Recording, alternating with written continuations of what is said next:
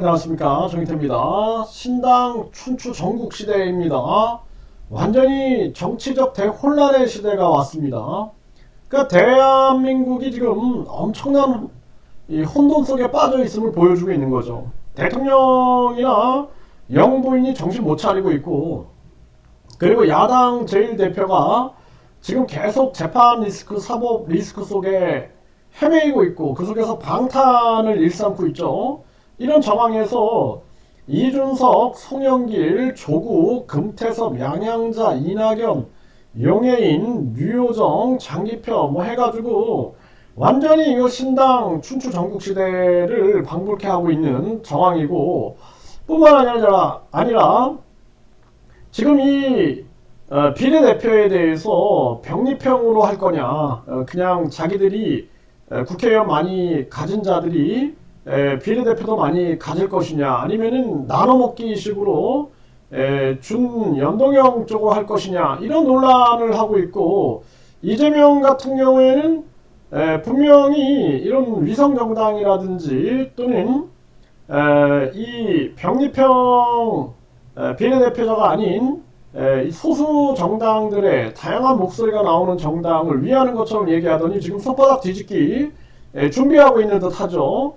만약에 그렇게 한다면 이재명은 또 한 번 심판을 받을 겁니다. 네, 그래서 윤석열 당과 이재명 당 이거 완전히 심판을 받아야 되고, 지금 이 제3지대에서도 욕심을 부리면 안 돼요. 이거 이낙연, 뭐 이준석, 송영길, 네, 이거 지금 여기서 보면은 송영길이나 이낙연은 정말 믿기 어렵죠. 이준석, 이 사람들은 나중에는 언제든지 국힘의 위성정당화 할 수 있는 사람들이다. 네, 이 조국도 마찬가지죠. 금태섭, 양양자, 용해인, 류호정, 장기표, 이런 사람들은 진정성이 있으면은 뭉쳐야 돼. 뭉쳐서 직접 민주주의와 직접 민주정치와 국민 주권 정치를 외쳐야 된다는 거예요. 그리고 인터넷 땅 시대에 그 특권을 내려놓는 이러한 정치로 가야 된다는 거예요. 지금 장기표도 특권 페이지당 깃발을 들었는데 지금 뭐 큰 지금 움직임이 포착이 안 되고 있는 정황입니다. 결국엔 정치는 계속해서 국민 중심으로 들어가면서 이 연대를 해줘야 돼. 연대를 안 하면은 고립될 수가 있는 게 이 정치적 현실이죠. 네, 지금 여기 유시스에서 보면은 네, 신당 창당 선언 세 번째 권력, 또 이 세 번째 권력이다 해가지고 유호정, 장혜영이 또 조성주 전 정의당 정책부 부의장이 주축이 돼가지고 세 번째 권력이 거대 양당이 외면한 평범한 시민들과 다수파 연합을 형성하겠다 하면서 신당 창당을 선언했다라는 거예요. 근데 이 유호정, 장혜영이나 이런 조성주 이런 사람들이 어느 정도 진보 세력들인데, 진보 세력은 친북이다라는 걸 이거를 불식시켜야 됩니다. 김정은이에 대해서 비판할 수 있어야 돼요. 김정은이의 신정정치와 더불어서 북한의 민주화, 북한의 인권에 대해서 목소리를 안 내면 안 됩니다. 네, 이 북한이라든지 이란이라든지 이 신정정치하고 있는 이러한 정치 세계 속에서 반민주적이잖아요. 그런 부분들, 반인권적인 부분들은 비판의 대상이 될 수밖에 없다라는 거죠. 중국의 공산주의라든지 러시아의 독재도 마찬가지죠. 이런 부분에 대해서 비판해야 되고, 미국의 약탈 정치, 이것도 당연히 비판할 수 있어야 되고, 일본의 얌체 정치에 대해서도 비판할 수 있어야 되는 겁니다. 네, 그래서 진정 국민을 위한 양심, 합리, 이성 세력이 돼야 되는 거죠. 그렇지 않고 그냥 불투명한 정치를 하다가는 지금도 존재감 못 느끼는데 무슨 존재감을 느끼겠어요. 네, 이재명 작심 비판, 이낙연 선 비명연대 후 신당 창당 모색 수순밤나.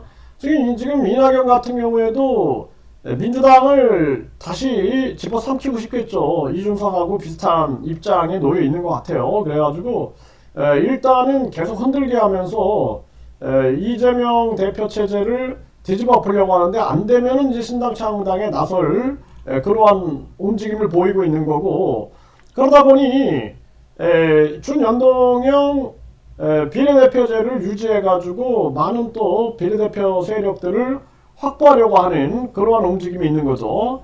네, 그래서 친 이낙연계 원외조직 신당 창당 선언했다. 용산 개딸 전체주의 거부한다. 네, 근데 또 뭐 문재인 이낙연 파 되면은 다 똑같아요. 또 이제 이낙연 파 되고 문재인 파 되는 거죠. 네, 이준석 지지자 10만 명 될 것 창당 간복이 아니다. 2대12에서 보도했는데 그러니까 이준석도 마찬가지예요. 그냥 국힘 이 위성정당화 되면 안 되고 철저하게 정치판을 뒤엎는 국민 주권 정치로 가야 한다. 저는 그렇게 생각을 합니다. 네, 이준석 신당 창당 구체화 12월 27일이 마지노선이다 이렇게 얘기를 하고 있어요. 네, 이준석 총선 출마 희망자를 모집하고 있다. 창당 구천나 입장을 명확하게 해야 돼요. 이거 자꾸 이준석 같은 경우에도 그냥 정치 쇼하고 양치기 소년으로 할 것이 아니라 명확하게 입장을 정하고 분명한 색깔을 가지고 임하지 않으면 안 된다. 이준석 신당은 15.8, 송영길 신당은 13.9, 지지 의향이 있다. 이렇게 리얼미터 여론조사에서 나왔어요.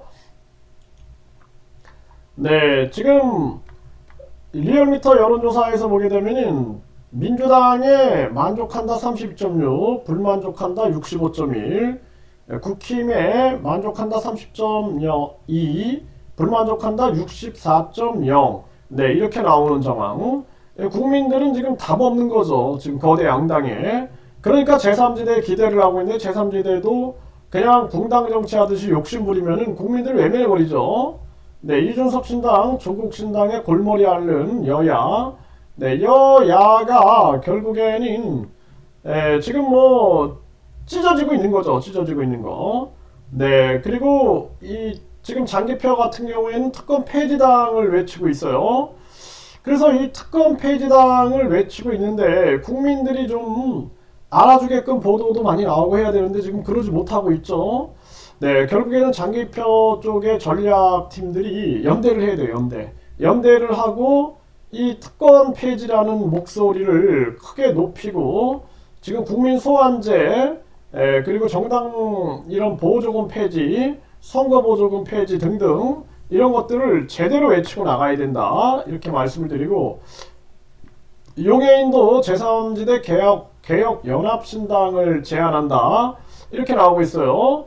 네, 이준석 연대는 일축. 지금 용해인도 뭐 기본소득당이 지금 존재감이 없으니까 네, 결국에는 개혁연합신당을 제안하고 있는 건데 연대해야 됩니다. 연대하고 북한에 대한 태도를 명확하게 해야 된다. 진보 세력들은 북한 김정은이에 대해서 인권과 민주화를 외치는 목소리가 이것이 없고 그냥 국가보안법을 폐지하자 이런 식으로만 나가면은 그때는 국민들에게 큰 지지를 얻지 못해요. 대한민국 분단국이고 휴전국이라는 걸 잊어서는 안 되고 북한은 신정정치하고 이 김씨 왕조 세습정치 이 정치 종교 사이비 집단이라는 것을 인지 안 하면 안 됩니다. 네, 연합뉴스 보면은 제3지대 양양자 여와 정책적 연대 열려있다. 합당은 아니다. 이렇게 하는데 양양자가 국힘하고 손잡으면은 문매를 맞죠. 네, 그래서 제3지대 쪽에서 힘을 모아야 된다.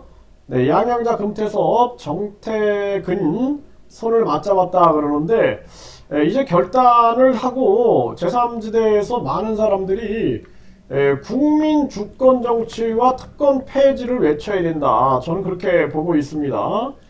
이 대한민국 지금 미래가 없어요. 저출산 생각해 보세요.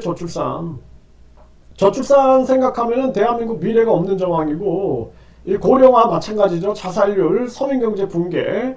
그래서 이런 문제점을 인식하고 그리고 북한에 대한 태도는 북한의 인권과 민주화 이 부분을 분명히 주지하면서도 북한을 우리가 대화로 문을 열 수 있는 길을 열어야 된다는 거예요. 우리 입장은 명확하고 그러니까 미국과 중국의 관계 같은 거겠죠. 네, 입장은 명확하게 서 있고, 이 북한의 이 정치 체제에 대한 그런데 그러면서도 대화를 통해서 서로의 이익을 추구를 해야 되는 거죠. 그런 부분들로 가지 않으면 이 한반도의 미래 또한 결국에는 국제 침탈, 약탈 세력들, 세계 지배자들이 잡아먹으려고 지금 계속해서 수작을 부리고 있는 거죠. 거기에다가 대한민국은 뭐 그냥 매국노들이 판을 치고 있고 탐관오리들, 간신배들 이런 자들이 판을 치고 있는 거죠. 네, 거기에다가